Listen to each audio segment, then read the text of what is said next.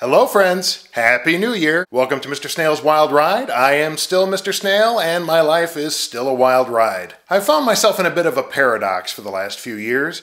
As a person on the autism spectrum, I generally prefer to spend time by myself, yet at the same time I long for a human connection. Various life circumstances in recent years, as well as moving out to the country, have basically separated me physically from all of my friends. I'm now living a rather withdrawn, insular sort of existence, slowly turning into a shy gorilla. So now what?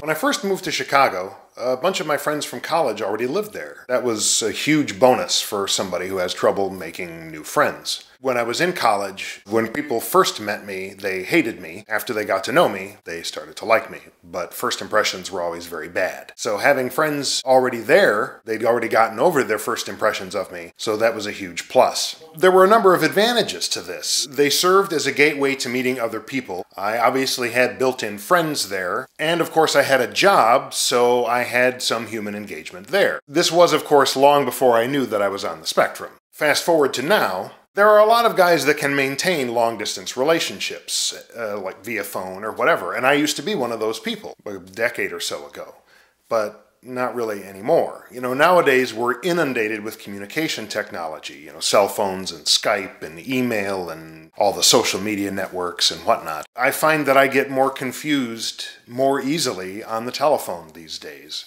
I also get more distracted. When I'm on the phone, I find myself compulsively puttering around, and the more I do that, the less I'm paying attention to the telephone conversation. That even ties into this sort of phenomenon I've been experiencing. There's a term for it, actually. It's called autistic regression. I plan on talking about that a little more in a future episode. In general, the older you get, the harder it is to make new friends. Most people, their lives get more complicated, more involved, and they have less time to make new friends, and they also already have friend slots filled in their lives. And of course, it's harder still if you're on the spectrum, and even harder still if you're diagnosed as an adult and didn't learn, integrate, and practice the tools that you needed to cope with socialization and friend-making and generally dealing with the neurotypical world. Of course, that's me, so I'm in a bigger pickle still.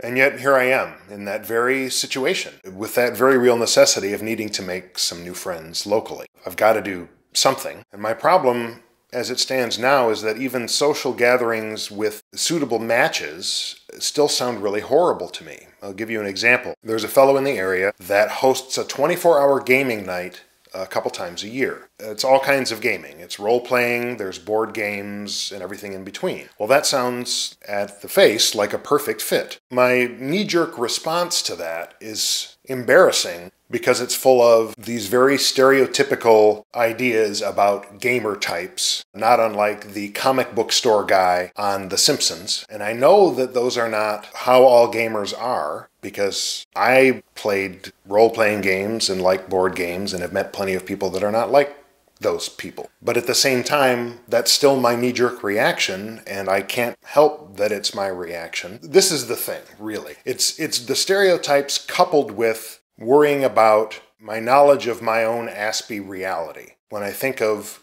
going to this gathering, all the things that I'm afraid of, it's going to be a strange environment with strange smells in a small house filled with people that I don't know what their hygiene levels are and what their behavior level is like. It's going to be strange food, and I have this extremely hyper-controlling diet, and so do I have to bring my own food and bring my own drink, and that's always a real hassle. It's a pain, and it's depressing to have to do that everywhere I go all of the time when everybody else gets to, join in the fun. The shared social enjoyment of eating collectively, that's a part of our culture that goes back thousands and thousands of years, the collective meal. I hardly ever get to participate in that anymore. I don't know if they're going to have any games that I want to participate in. I don't know if the people playing those games are going to be real jerks about being a stickler for the rules, or if I'm going to be the jerk that's a stickler for the rules and they're going to be all gushy about the rules and then I'm not going to want to play. I'm going to throw a tantrum, or maybe they're going to throw the tantrum. All these sort of potential extremes, whether I'm the jerk or they're the jerk. And whether any any of that even comes true,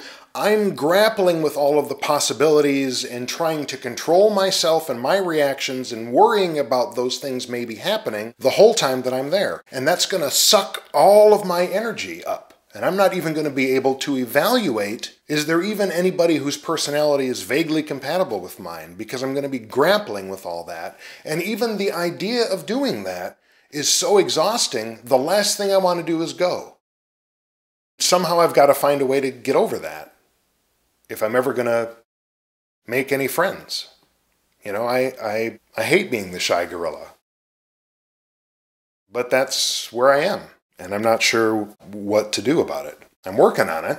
I did some background research for this episode, and I actually learned some things that I didn't know. Shocking, I realize. Like that shy gorilla reference was not accidental. It's a specific term. You know, learning stuff is a good thing, though. I mean, information means that we can strategize, my wife and I both. New information takes time to integrate and incorporate.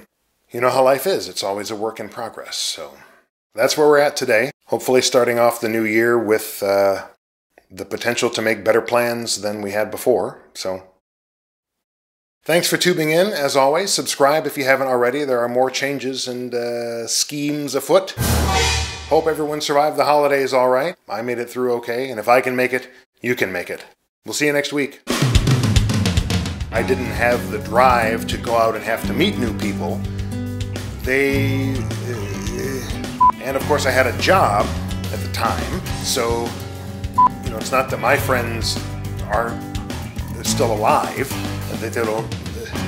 Long before I knew that I was on the spectrum, or yeah, what I've been experiencing lately and talking about lately, which is this sense of an autistic regression going on, which I've alluded to before. I just said that twice. I, of course, had a job at the time, so I had some social engagement there.